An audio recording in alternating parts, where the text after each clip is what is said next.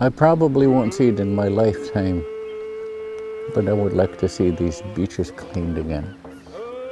Not only the Saanich Inlet, but you know how many elders are suffering between here and Port Hardy because they're not allowed to dig the clams. Their livelihood is covered with some kind of a contamination. Life would change for the positive for all nations that use clams, all First Nations that use clams.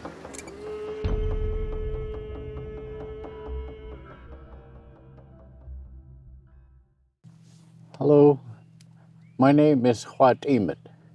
That's my given name, Huat Emet. That belongs to my dad's family from Palquichin, which is across the bay. And just a little information about where we're at. We're at the Malahat Nation, what is called Malahat Nation. It is the Malahat Reserve. But in reality, the things that I heard when I was a young man is that Malahat comes from the name Matmachis, caterpillars. But our community actually arranged from Hatch Point to Goldstream. And we were given these place names in the 50s. I guess we'll start with Stout, which is on the outside, Sycam, Palquichin, and Thirtlip, and then Malahat. We're given these place names. But this whole inlet is one big, large community, and we refer to them as families in the community. There's no I or we, it's, you know, everyone shared. And I'm going to talk about the clams on our beach today. And there's a lot of things I've witnessed changes, but I'm going to start from when I was a youngster, about 7 or 8.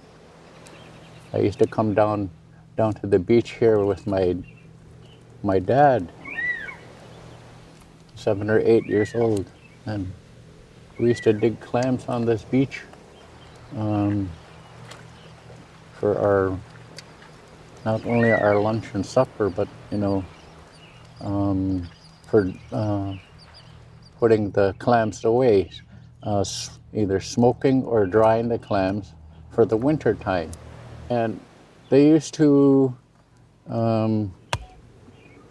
dry the clams, and they're the bigger clams, what they call butter clams.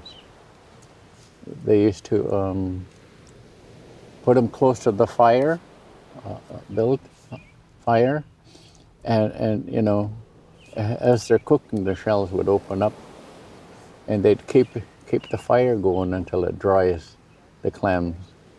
Then they put the clams put the clams away, especially when they needed it for their fishing season, sockeye season. Everybody on the island, and the mainland, the U.S. and Canada, traveled to the islands out here, Orcas Island.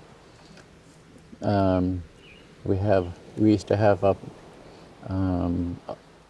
a person come and invite. They said, the sockeye salmon is in now.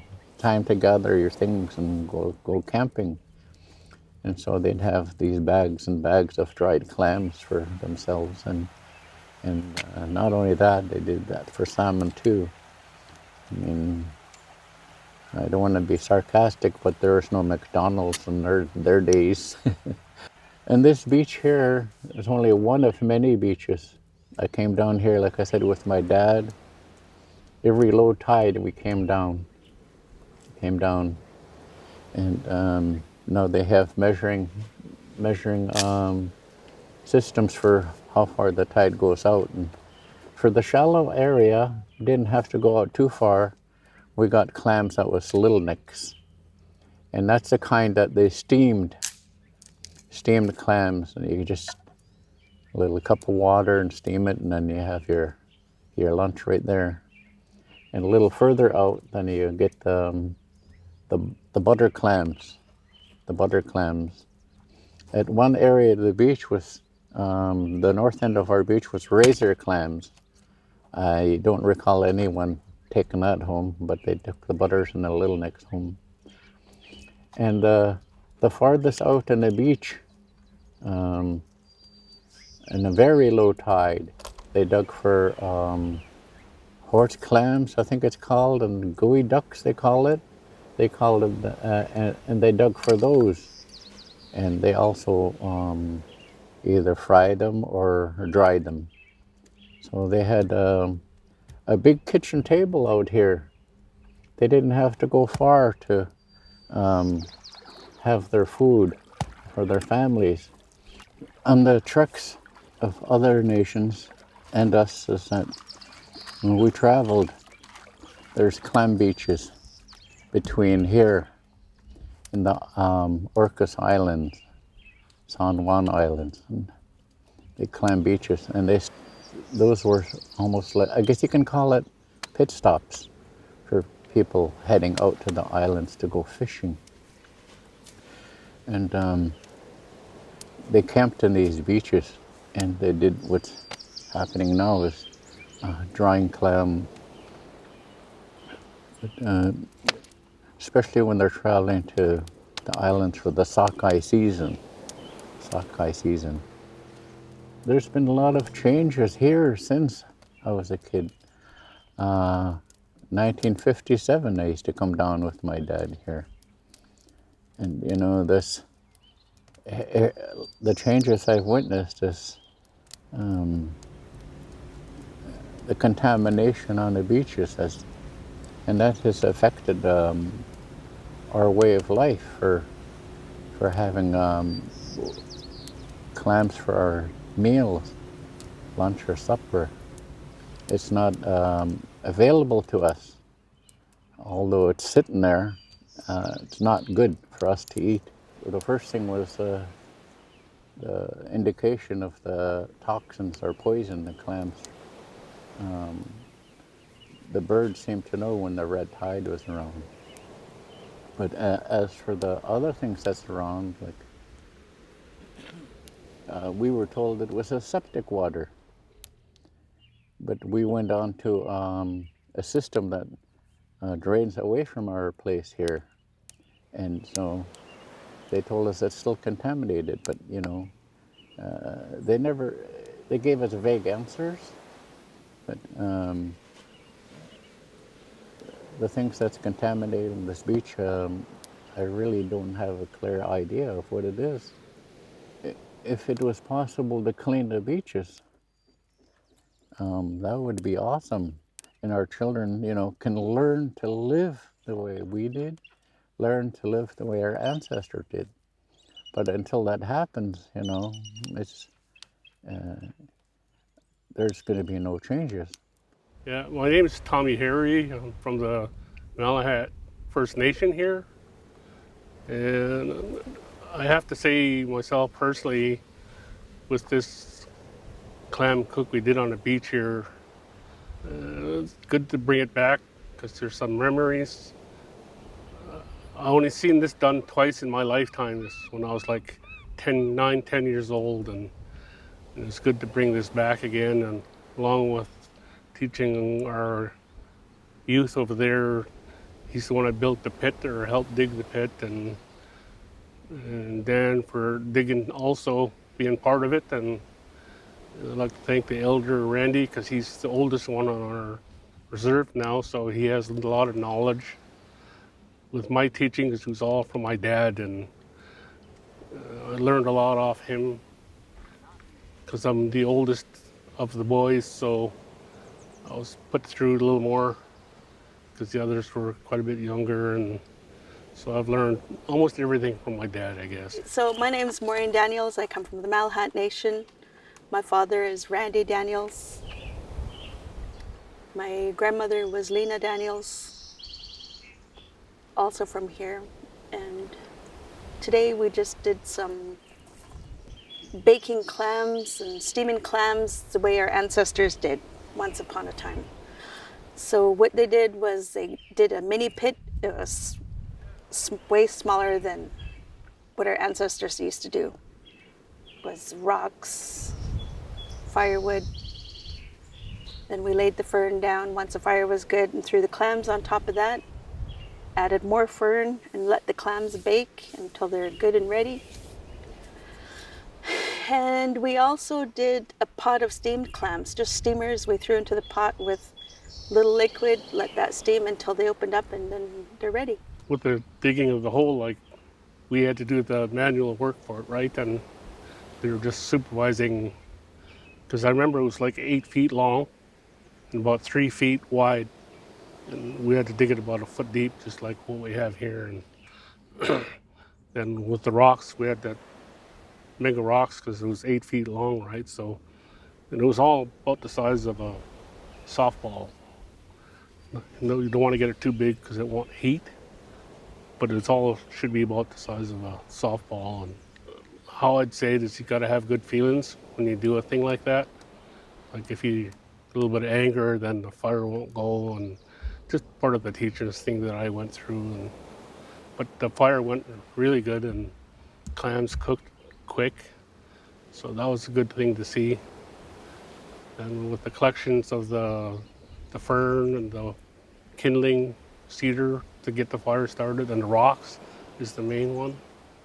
And proud to be part of the history again, to try to bring it back along with our youth, and hope to see it continue, because I haven't seen this, like I was saying, when I was 9 or 10, and I'm 62 now, so that's a long time ago. Eight squale and so Seatmalwit. Hello everyone, my Halkami'nam name is Sol Seatmalwit. My English name is Jennifer Daniels. So when I was a little girl, we used to clam dig here in Malahat Mill Bay at the Birdier Point, they call it.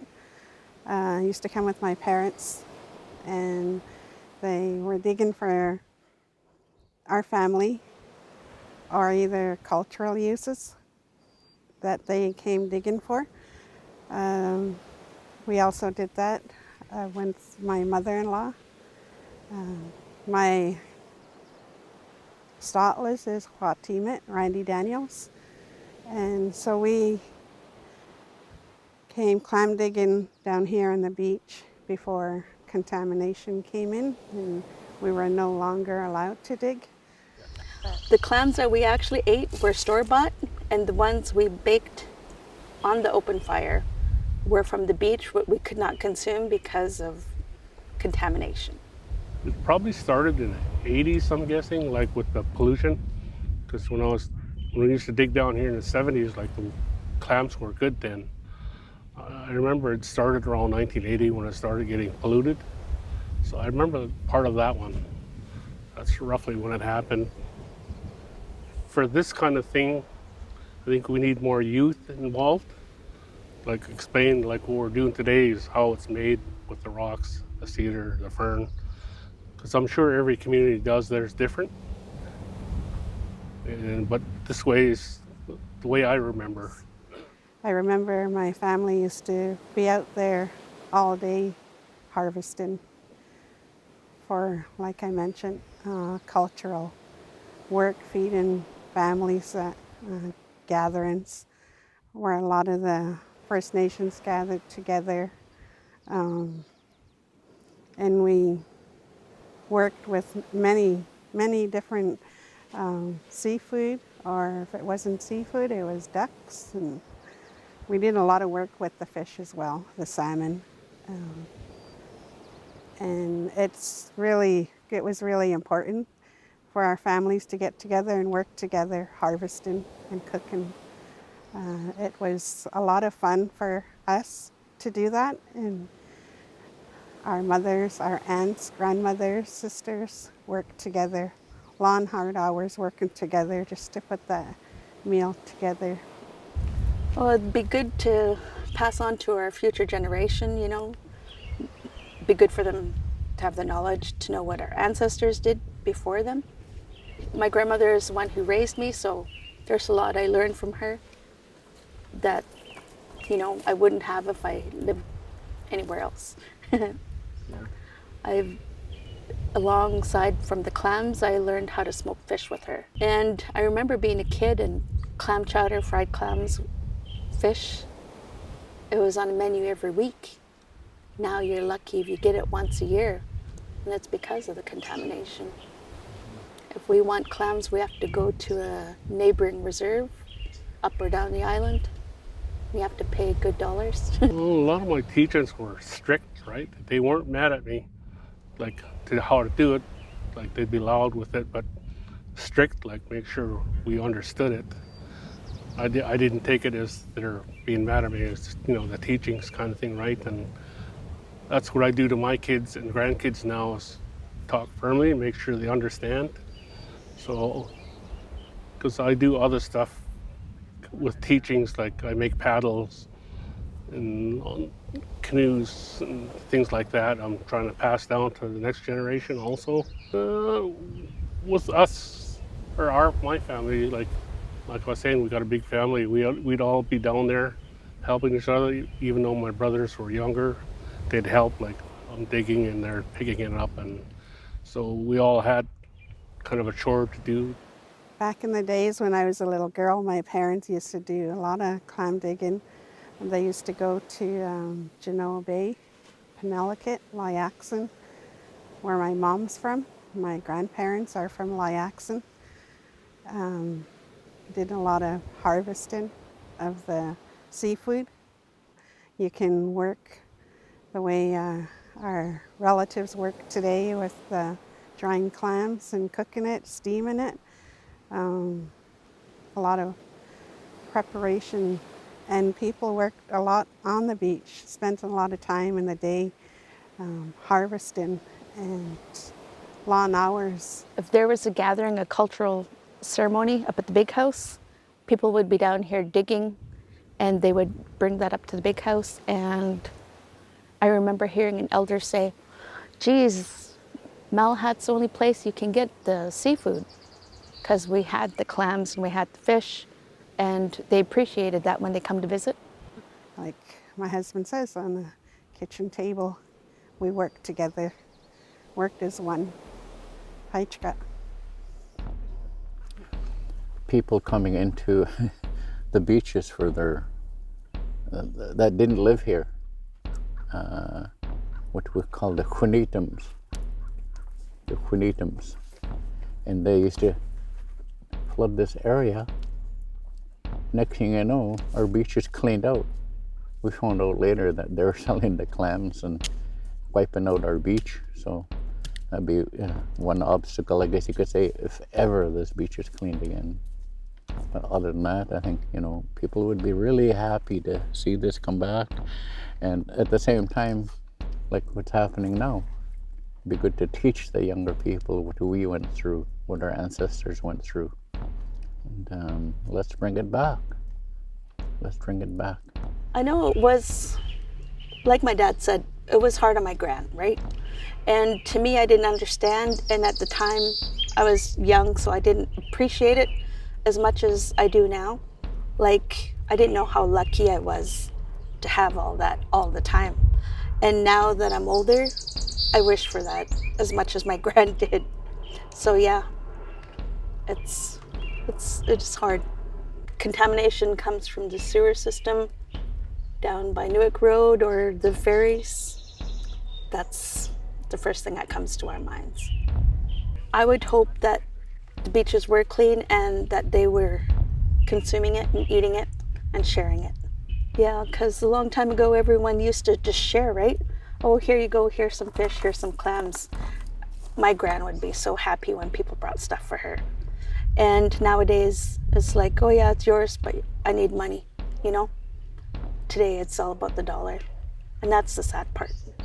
I guess a few more things that I want to bring up, and I think it's something to really think about, is something that my mother said when she was about 70. And she was pertaining to a lot of things. But she said, in her own words, "It's squeals to tella. Hate with sauce to wheeling. Nil squeals to tella hate with sauce to wheeling. When money showed up, we become poor people." And when you think about it, when money showed up, we become poor people. And what she was really pertaining to is our lifestyle, the things that we lived on, all the different species of clams on the beach itself. All the salmon has been affected by commercial fishing.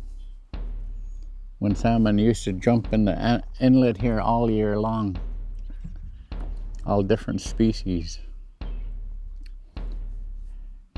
Where is our canoe builders, totem pole builders, carvers? You know, in a sense, when money did show up, it kind of diverted the lifestyle of a lot of the young people.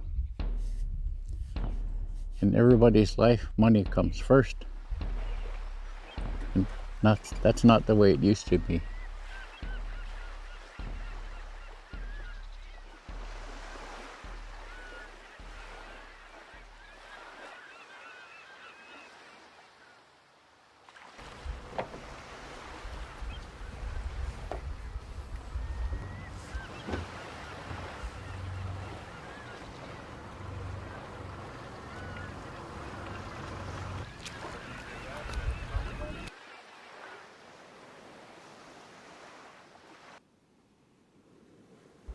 Yeah, we just have to screw this cup on the bottom of the net. It's usually very difficult because it cross threads really easily. The cup has this weight on the bottom, but it also collects everything up against these filters. And the net will push water out so bigger things actually don't get collected very much. And it'll prevent, it's a really fine screen that'll prevent phytoplankton from passing through it. So I'll let Sandy drop it down.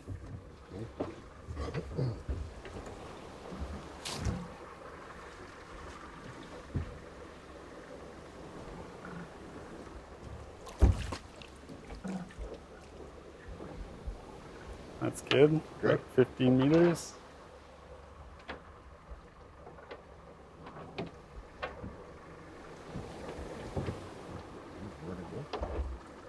Oh yeah, it's just tucked back under. You'll feel, Yeah, I felt it tug. yeah, it'll tug on the rope when it's all the way down. Yeah, it does. Okay, I'll back it up so we get a straight line.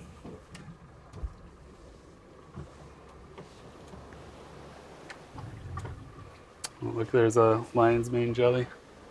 Oh, wow. Wow, that's a big one. Good enough? Yeah, I think that's good.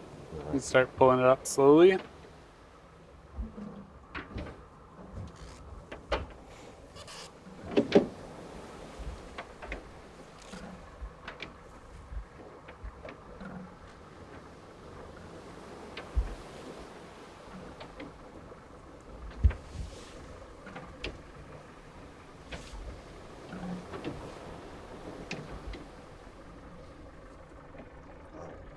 At the stop. So I'll get you to hold this. And then have to rinse everything that's stuck on the sides down. So it can take a little while. And the reason we do this is to see everything that's growing in the whole water column. So all the types of plankton that might be growing around here. And then we can see, we can't tell how many there are, but we can see what different species are growing, whether or not there's harmful algae growing here. So we take this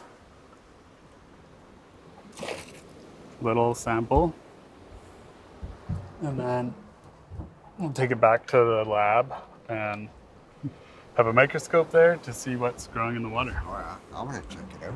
Yeah, See what's in there. I can send you pictures. Oh, yeah. There's a lot of variability in the plankton blooms, so sometimes it'll be really clear water and you'll have very few things growing in it. And then other times it'll be quite thick, like this one. This color of water is pretty dark for sampling at this site, which means that there's probably a little bloom going on. There's a fair number of harmful algae in the samples that we've taken so far. So yeah, it might indicate that there's biotoxins accumulating in the shellfish around here.